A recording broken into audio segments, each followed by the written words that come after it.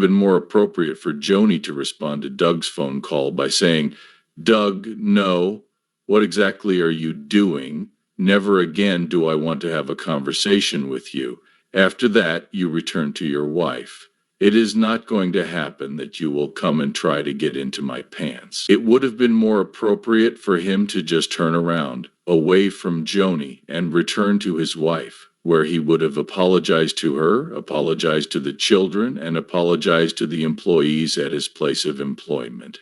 Either he has been lying to people for the past 30 years, telling them how wonderful his marriage was, or he is currently lying to them, telling them how terrible. That would allegedly make him a con artist, because he was selling his services and telling people that his marriage was happy, and these are the things that will make your marriage happy. If he had been lying for 30 years, telling people how wonderful his marriage was, then these are the things that would make your marriage happy. Once more, this attributes him to the role of a con artist. The primary reason that Doug Weiss has become embroiled in the Daystar affair is due to the fact that he is married to Joni Lamb, who is the chief executive officer of Daystar Television.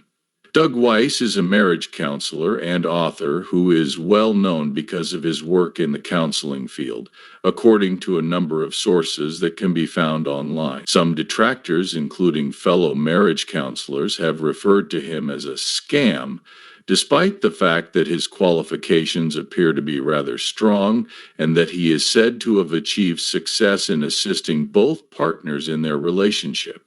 The most important thing to know about Doug Weiss is that he lied, and this is not even an allegation. The truth is that he has either been lying to everyone for the past 30 years about how wonderful his marriage was, or he is currently lying about how terrible it was. That would allegedly make him a con artist, because he was selling his services and telling people that his marriage was happy. And these are the things that will make your marriage happy. If he had been lying for 30 years telling people how wonderful his marriage was, then these are the things that would make your marriage happy. Once more, this attributes him to the role of a con artist. But what you don't believe is the statement, "I gave 1,000% to make that possible. My entire being pleaded with her to act in that manner." All right, what are you saying? You're saying, "Oh, well, just keep doing it. I gave it my absolute best effort. Oh, well, I'll give it that. I gave it 1,000%, and yeah, that is intensity, because I've been ignored for 30 years, and I tried, and I sobbed and prayed. I gave it my all." In an audio tape that was stolen, Doug Weiss expresses his feelings about how he has been ignored in his marriage for the past 3 decades. In an effort to make it work, he claims that he prayed and cried and that he gave it 1,000% of his. Nevertheless, here's the thing. There are a lot of videos of Doug gushing about how wonderful his ex-wife Lisa is. With a broad grin on his face, he exclaims that she is great and expresses how much he enjoys returning home to her. Which one is it then? During all those years, did he truly feel that he was being ignored, or was all of that stuff purely for publicity? If you think about it, you might find yourself wondering whether those happy stories were more about getting people to sign up for his counseling sessions than they were about the reality of his marriage, right? It goes without saying that if his marriage was truly that terrible, he should not have been in the ministry advising everyone, "These are the ways to make your marriage great." He shouldn't have been counseling people and saying things like, "These are the steps that have made my marriage great." If his marriage was so awful, he shouldn't have been doing that. He lied. And then at the same time, he demanded all of this money. Oh my goodness, I'm kind of still waiting for the reaction that is going to happen as a direct result of that right there. Oh my gosh, without a doubt. So I was thinking to myself, all right, what exactly is going to take place? I can't even fathom a scenario in which there won't be some kind of reaction to it. That evening, after dinner, my mother, Susie, and I were all seated on our porch area, which overlooked the ocean. We were all staring out over the water. At that moment, she made her initial revelation, which was that she had been messaging Dr. Doug Weiss. Both Susie and I were extremely taken aback by this revelation, as a result of the fact that this is Dr. Doug Weiss, the one who facilitates the healing and restoration of marriages through a counseling center, which I suppose is not a ministry, but rather a counseling facility. To think that we had no knowledge that he was even divorced, much less talking to my mother. So, to believe that what he is doing is, let's just say that we were utterly taken aback. It would have been more appropriate for Joni to respond to Doug's question by saying, "Doug, no. What exactly are you doing? Never again do I want to have a conversation with you. After that, you return to your wife. There is no way that you are going to come and try to get into my pants. After that, you return to your wife, Doug. My hubby simply passed away. Over the next few years, I will be able to get my head on straight and begin the process of healing myself. Not only that, but if you don't get back to Lisa, I won't even bother talking to you after that 2 years have passed. Never, ever give me a call. It's already been a couple of years since my spouse passed away, and you're trying to seduce me before that happens?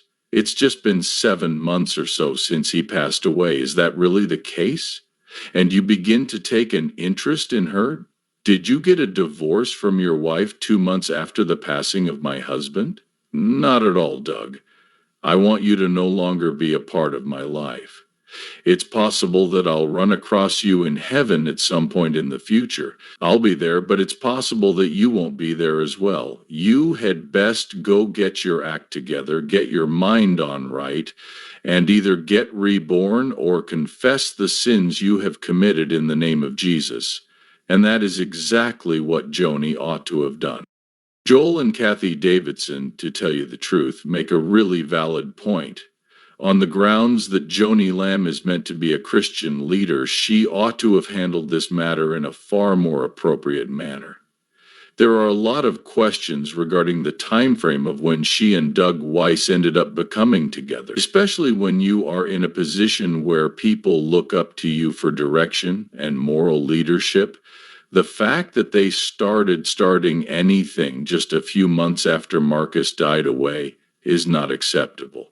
The fact that Doug Weiss wasn't simply a random guy is the thing that really gets to me today. Throughout the scandal around Marcus's adultery, he served as their marriage counselor. Because of this, it is even more messy. The fact that everything moves so quickly after Marcus's death makes it difficult to avoid the question of whether or if something was already taking place behind the scenes. It is the kind of circumstance that causes eyebrows to be raised for none of the appropriate reasons. Now, with all of these audios and movies that have been released out there, the whole thing has turned into a complete and utter mess. Not only is it embarrassing for them, but it should also be embarrassing for the image of Christian leadership in general. People have higher expectations for those who hold leadership positions within the Christian community. And this is a significant disappointment. Things like this make it more difficult for people to trust one another, and to tell you the truth, it's a sad sight to watch. The kind of drama that is taking place in these circles is not something that should be happening at all. In the case of Doug and Joni, particularly with regard to him lying for around 30 years, according to the allegations, he might have been telling the truth. It's possible that he has been telling the truth for the past 30 years, but now he's lying. Therefore, he is doing what every narcissistic man does, which is to blame their wife for the troubles that they are experiencing in their marriage. He just wanted to marry Joni. As a result, Doug is simply repeating the same cycle and blaming Lisa for the issues that have arisen in the marriage, just as I blamed Kathy for our own troubles. We had 1 year of success followed by 9 years of failure. I blamed Kathy for everything that happened over the course of 9 years. After that, I realized that I was entirely to blame, and we were able to recover our marriage. The situation was entirely my responsibility. It was not a combination of my fault and Kathy's fault. Due to the fact that we do not want leaders to establish a precedent that this is the way one should live their life, we are speaking up about this matter. No, this is not the way one should approach marriage. We would like to communicate with the realm of spirits. Our intention is to make it clear that this is not the way that you should go about doing things. What actions should Doug have taken? It would have been more appropriate for him to just turn around, away from Joni, and return to his wife in order to apologize. Not only should he have apologized to the children, but he should have also apologized to the employees at his company and should have sought his wife. The actions of Christ would be the same.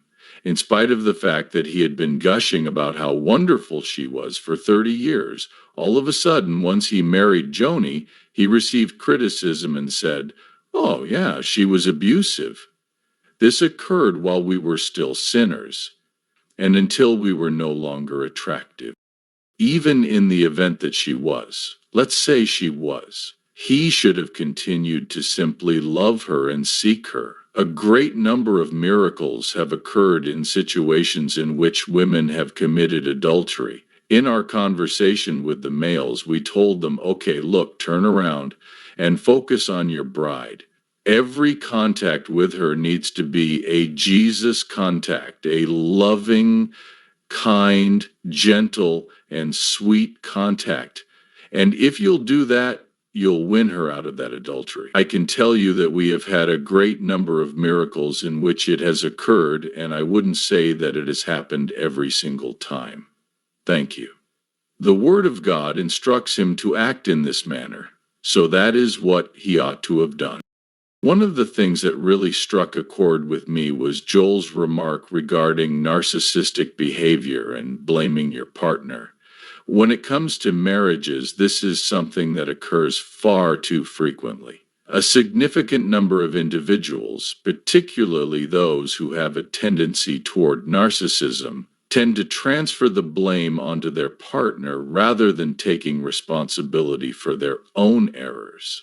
They find it simpler to preserve their own ego than it is to accept that they have done something wrong, even if it causes the person they are meant to love the most to suffer the consequences of their actions. Lisa, Doug's ex-wife, is the one he holds responsible for everything that went wrong throughout their marriage. Doesn't that seem like an unfair situation? Marriage is never solely the duty of one solitary individual. It is said in Ephesians 5:25 that husbands should love their wives in the same way that Christ loved the church and that he sacrificed himself for her. With this text, I am reminded that love and marriage are not about keeping score or assigning blame to one another. Donating, making sacrifices, and cooperating with others are all important. The key is to have the humility to look in the mirror and ask oneself, what is it that I can do and improve upon? Putting blame on one another is not going to solve anything. It does nothing but put barriers in the way of your relationship with the person you are supposed to be closest to. However, when both parties accept responsibility and make the decision to love without regard for themselves, extraordinary things can occur. Such is the kind of love that I hope every one of us strives to achieve in our romantic partnerships. It is not simple, but it is well worth the effort.